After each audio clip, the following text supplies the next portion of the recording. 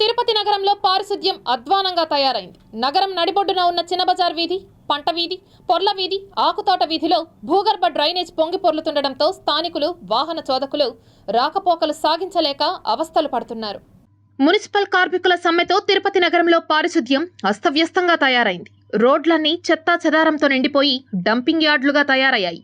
రోడ్డుకు ఇరువైపులా ఉన్న కాలువల్లో చెత్తను తొలగించకపోవడంతో భూగర్భ డ్రైనేజ్ నుంచి మురుగునీరు బయటకు వచ్చి రోడ్లపై ప్రవహిస్తోంది. నివాస ప్రాంతాలు, వాణిజ్య ప్రాంతాల మధ్య మురుగునీరు, వ్యర్థాలు, చెత్తా చెదారం ప్రవహిస్తుండటంతో భయంకరమైన దుర్వాసన వెదజల్లుతోంది. అక్కడే స్కూల్ ఉండడం, అటు పక్కనే ఆలయం ఉండడంతో ఆలయానికి, స్కూల్కి వెళ్లేవారు తీవ్ర ఇబ్బందులు పడుతున్నారు. 3 రోజులుగా మురుగునీరు ప్రవహిస్తున్నా పట్టించుకున్నవారు లేరని స్థానికులు ఆగ్రహం వ్యక్తం చేస్తున్నారు.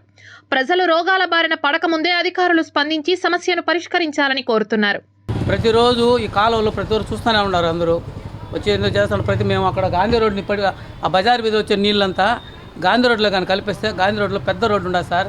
దయచేసి ఇది ప్రతిరోజు ఈరోజు సమస్య కాదు, స్ట్రైక్ సమస్య కాదు.